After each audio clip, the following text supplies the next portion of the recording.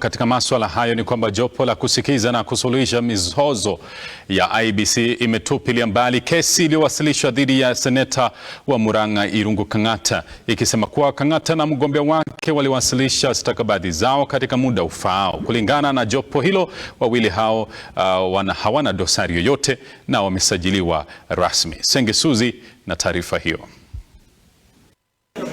The complainant contended in his complaint cited at paragraph 2 above that the candidature of Dr. Irungu Kang'ata is invalid because his nominee for the position of Deputy Governor,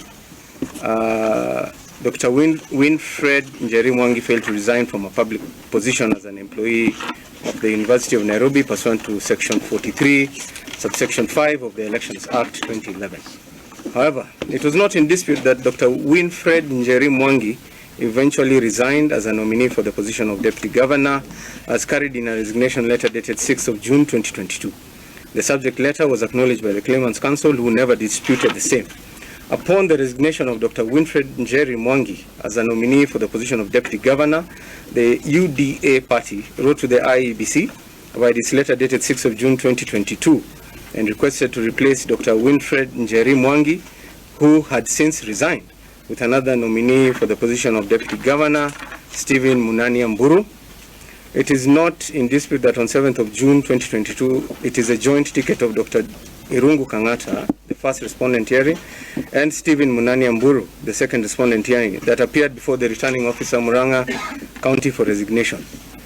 Section 43, subsection 5 of the Elections Act provides thus: a public officer who intends to contest an election under this act shall resign from public office at least 6 months before the date of election, pursuant to the foregoing and further to the Gazette Notice number 434, volume 124, which is in Roman numerals, published on 20th of January 2022. Public servants were required to resign on or before the of February 2022.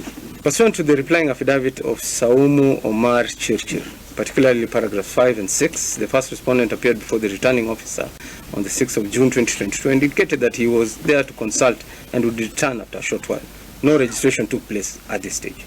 The first respondent subsequently called the returning officer and informed him that he would only present his nomination papers on the 7th of June 2022, which he did per paragraph 7 and 8 of the replying affidavit of Saumu Omar Chirchir, respectively.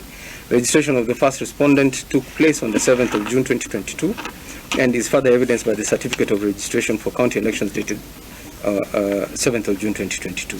The replacement of Dr. Winfred Njeri Mwangi with Stephen Mburu happened on the 6th of June 2022, pursuant to the letter dated 6th of June 2022 by the UDA party communicating to IEBC as much. Section 18 of the Elections Act provides that the political party may substitute its candidate before the date of presentation of nomination papers to the Commission. Having found that the first respondent appeared before the returning officer on 7th of June 2022, and having further found that the replacement of Dr. Winfred Njeri Mwangi with Stephen Mburu happened on 6th of June 2022, a day before the subject registration, it follows therefore that the replacement of Dr. Winfred Njeri Mwangi with Stephen Mburu was done in compliance with Section 18 of the Elections Act. Na kwa taarifa